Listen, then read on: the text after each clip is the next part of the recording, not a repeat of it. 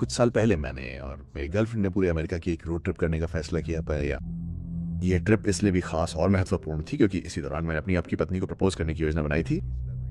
दुर्भाग्य से ये ट्रिप यादगार होने का सिर्फ यही एक कारण नहीं है। मेरी जिंदगी की सबसे खुशनुमा यादों में से एक में एक ऐसी घटना भी शामिल है जिसने हम दोनों की जिंदगी लगभग खत्म कर दी थी। ये पहली बार है जब मैं इस कहानी को मौखिक रूप से कहने के बजाय लिखने की कोशिश कर रही हूँ और शायद हाई स्कूल के बाद पहली बार मैंने कुछ लिखा है। अगर आपने इसे अब तक की सबसे बेहतरीन शायरी नहीं सुना है तो मैं माफी चाहती हूँ। थोड़ी सी कहानी के लिए मेरे पास एक ट्रक है जिसमें एक बड़ा कार्गो बेड है। ये इतना बड़ा था कि हम दोनों ट्रक के बेड में लगे एयर गद्दे पर लेट सकते थे। हमने देश भर में लंबी पैदल यात्रा की और मेरे ट्रक के पीछे तय जगहों पर सोए। मैंने बचपन में अपने परिवार के साथ कई बार कैंपिंग की थी और मुझे हमेशा टेंट लगाना और जमीन पर सोना पसंद नहीं था। अपने ट्रक में आराम से सोना कैंपिंग का एक हाइब्रिड वर्जन लगता था और मैं इसके लिए यहाँ था। और हम दोनों को बाहर घूमना बहुत पसंद है, लेकिन हम ये स्वीकार करने वाले पहले व्यक्ति होंगे कि हम सबसे ज्यादा प्राकृतिक नहीं है। यात्रा की हर रात खूबसूरत थी। मौसम के मामले में हम बहुत खुशकिस्मत थे। हर रात हम आसमान को निहारते हुए सो जाते थे। और मैं आपको बता दूं, अगर आपने कभी जंगल में तारों को नहीं देखा है तो आपको अभी से बदल देना चाहिए। यात्रा की एक कमी ये थी कि मेरी गर्लफ्रेंड बहुत हल्की नींद लेने वालों में से एक थी। हर आवाज से उसकी नींद खुल जाती। हम बाहर प्रकृति में थे तो इसका मतलब है कि हवा का हर झोंका, पक्षियों की हर आवाज, पेड़ों की हर सरसराहट से वो जाग जाती थी। मैं उसे हमेशा सुलाने के लिए कुछ देता था लेकिन वो हमेशा मना कर देती थी। वो कहती थी कि ऐसा करने से सुस्त हो जाएगी। जाहिर तौर पर आधी रात सोने से भी ज्यादा सुस्त। लेकिन इस यात्रा में वो हल्की नींद की वजह से नहीं जाग रही थी। उसे भालुओं से बहुत डर लगता है।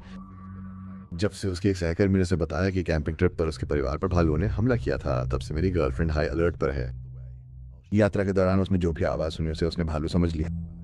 अब पूरी कहानी बताने के बाद मैं आपको बताता हूँ कि मेरी और मेरी गर्लफ्रेंड की वो आखिरी रात कैसी थी। यात्रा के लगभग 3 हिस्से के बाद मैंने उसे प्रपोज किया। उसने हाँ कह दिया। ये मेरे जीवन के सबसे खुशनुमा दिनों में से एक था।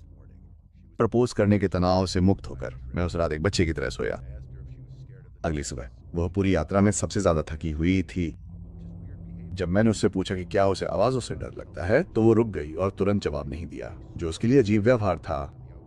फिर उसने मुझे बताया कि वो आधी रात को जाग गई थी कि उसने कसम खाई थी कि उसे ट्रक के बाहर किसी के चलने की आवाज आ रही है। वो लेटी रही इसलिए उसने किसी को नहीं देखा, लेकिन उसे यकीन था कि कोई ट्रक के ठीक बाहर चल रहा था। हर बार जब वो सोने की कोशिश करती तो उसे चलने की आवाजें सुनाई देती थी और उसे यकीन था कि उसने किसी समय बड़बड़ाने या बात करने की भी आवाज सुनी होगी। मैंने उसकी बात पे यकीन किया। खैर, मुझे लगता है कि उसे लगा कि उसने यही सुना है। मैं खारिज नहीं कर रहा था, लेकिन मुझे पूरा यकीन था कि हमारा पीछा नहीं किया जा रहा था या जो भी उसे लगा। सुबह निकलने से पहले वो ट्रक के बाहर घबरा गई। जब मैं दौड़कर उसके पास गया तो उसने ट्रक के बगल में मिट्टी में एक छोटे से पद चिन्ह की ओर इशारा किया।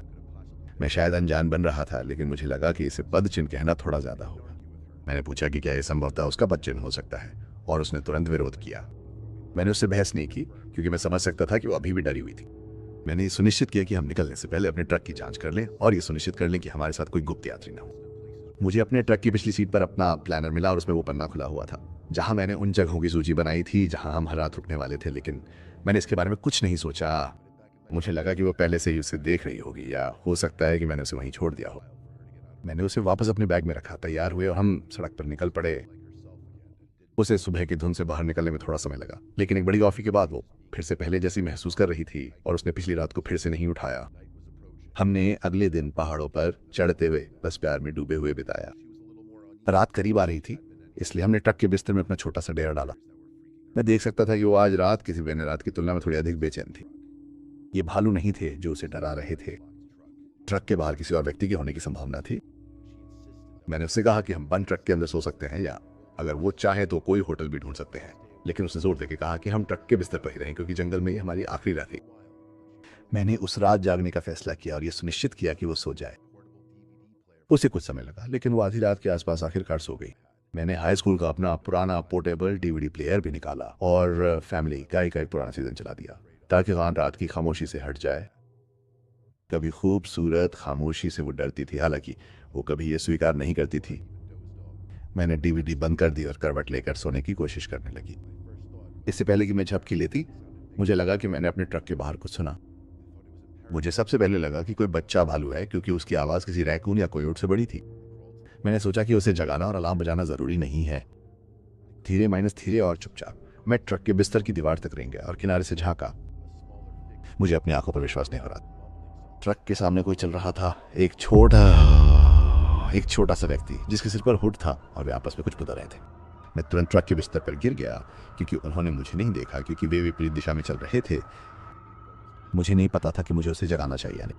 मुझे लगा कि इससे बहुत शोर होगा, और इस समय मेरा मुख्य लक्ष्य यथासंभव कम शोर करना था। मैंने चलने वाले व्यक्ति से निपटने के बारे में सोचा, क्योंकि वे मुझसे बहुत छोटे लग रहे थे, लेकिन मुझे नहीं पता था कि उनके पास कोई हथियार है या कोई और पास में छिपा है जो मेरे हिलते ही मुझ पर हमला कर सकता है। मेरे मंगेतर को सुरक्षित रखना मेरी पहली प्राथमिकता थी। जब वो व्यक्ति बाहर चला गया तो मैं ध्यान से सुन रहा था। मैं बता सकता था कि वे ट्रक के बाहर चल रहे थे और वे ट्रक के चारों ओर अपना रास्ता बना रहे थे और ट्रक के बिस्तर के नीचे से चल रहे थे। मैंने उस व्यक्ति को देखने के लिए अपना सिर झुकाने की कोशिश की। मैं चेहरा नहीं देख सका, लेकिन बता सकता था कि वो एक महिला थी। मैं बोनेट के नीचे से सुनहरे बाल निकलते देख सकता था, और इस समय मैं कुछ बुदबुदाते हुए साफ सुन सकता था, और ये आवाज किसी महिला की थी।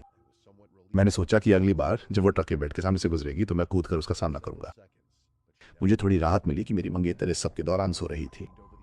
मैंने कुछ सेकंड इंतजार किया, लेकिन वो ट्रक के बेड पर वापस नहीं आई। मैं फिर से ट्रक के किनारे पर झुका, और मैंने उसे ट्रक के मेरी तरफ या ट्रक के सामने नहीं देखा।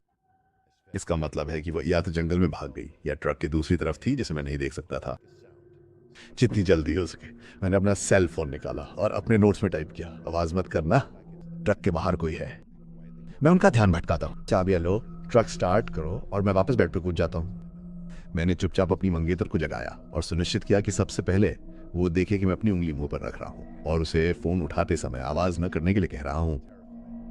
मैंने चुपचाप उसे चाबी दे दी। मैं समझ सकता था कि वो भ्रमित और डरी हुई थी, लेकिन शुक्र है कि उसने आवाज नहीं की। मैंने अपना चाकू उठाया और ट्रक से बाहर कूद गया। घुसपैठिए को डराने की कोशिश कर रहा था, लेकिन ट्रक के बाहर कोई नहीं था। मैंने एक पल के लिए अपनी सतर्कता कम कर दी, और मैंने अपनी मंगेतर को मुझसे चिल्लाते हुए सुना कि क्या सब कुछ ठीक है। जैसे ही मैं फोन उठाने वाला था, मुझे अपने टखने में बहुत दर्द महसूस हुआ। वो महिला ट्रक के नीचे छिपी हुई थी, और जब मैं वहां खड़ा था तो उसने मेरे टखने पर वार किया। मैं लड़खड़ाकर जमीन पर गिर गया, और जब मैं खुद को संभाल रहा था तो वो ट्रक के नीचे से रेंगती हुई निकली। बेतरतीब ढंग से चिल्ला रही थी, और उसने मुझ पर मोटी टहनी फेंकी। मैंने अपने हाथ ऊपर कर लिए, और उसने शायद रसोई का चाकू निकाला और उसे घुमाने लगी। मैं उसकी पागलपन भरी हरकतों से दूर हटता रहा। जब मुझे लगा कि हम ट्रक से काफी दूर हैं, तो मैंने अपनी मंगेतर को चिल्ला के कहा कि ट्रक स्टार्ट करो। वो ट्रक के किनारे से कूदकर दरवाजे तक आई। महिला ने तुरंत अपना ध्यान हटाया और मेरी मंगेतर की तरफ दौड़ने लगी। हम काफी दूर थे कि वो ट्रक स्टार्ट कर पाई और धूल का एक बड़ा गुबार छोड़ के चली गई। महिला चिल्लाने लगी, और ऐसा लग रहा था जैसे वो रो रही हो। वो कुछ दूर तक गाड़ी चलाती रही और फिर पलटकर सीधे उस पागल महिला की तरफ चली गई। वो महिला रास्ते से हट गई। तभी मैंने आखिरकार उसका चेहरा देखा। वह मेरी पूर्व प्रेमिका थी। जब हम छोटे थे तो उसे कुछ परेशानियां थी, लेकिन जब तक मुझे पता चला वो ठीक थी, मुझे यकीन नहीं हो रहा था। हमारा ब्रेकअप अच्छा नहीं था। एक बार तो मुझे कानून का सहारा लेना पड़ा, क्योंकि वो आधी रात को मेरे घर के बाहर घूमती थी और फिर दावा करती थी कि उसका गुनाह बस इतना है कि वो अब भी मुझसे प्यार करती है। ये भी 6 साल पहले की बात है। ऐसा नहीं है कि ये कोई ताज़ा जख्म है। जैसे ही उसकी टोपी उतरी और मैं उसे रोते हुए देख सकता था। अगर मैं आमतौर पर होता तो मैं उसके पास जाता और देखता कि वो ठीक है या नहीं, लेकिन अब ऐसा नहीं। वो महिला बिल्कुल ठीक नहीं थी और मैं कोई जोखिम नहीं लेना चाहता था। मेरे मंगेतर ने गाड़ी चलाई और मेरे पास पैसेंजर साइड का दरवाजा खोलने और अंदर जाने के लिए काफी समय था। मेरे एक्स ने हमारा पीछा करने की कोशिश तक नहीं की। हम बस गाड़ी चलाते रहे। जैसे ही मुझे गाड़ी चलाने की सुविधा मिली, मैंने पुलिस को फोन किया और सारी बात बताई। सबसे हैरानी की बात यह थी कि कुछ दिनों बाद वो घर वापस आ गई और पुलिस ने उससे पूछताछ की।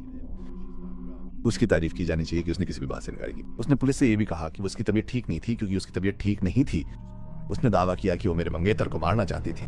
जब उन्होंने पूछा कि क्या वो मुझे नुकसान पहुंचाना चाहती है, तो वो बस रोने लगी। मुझे उसके बारे में आखिरी जानकारी यही मिली थी कि वो किसी संस्थान में है, लेकिन मुझे नहीं पता कि वो कितने समय से थी। कई साल हो गए और तब से कुछ खास नहीं हुआ है। मैं उस रात के बारे में शायद ही कभी सोचता हूँ, लेकिन जब भी मैं ऐसी कहानियां सुनता हूँ तो मुझे वो भयानक अनुभव याद आ जाता है और मुझे आश्चर्य होता है कि क्या मैं उसे फिर कभी देख पाऊंगा। मेरी पत्नी उसे फेसबुक और दूसरे सोशल मीडिया प्लेटफॉर्म पर लगातार खोजती रहती है, लेकिन ये लिखते समय तक वो अभी भी लापता है और मुझे उम्मीद है कि वो जीवन भर मेरे लिए ऐसी रहेगी।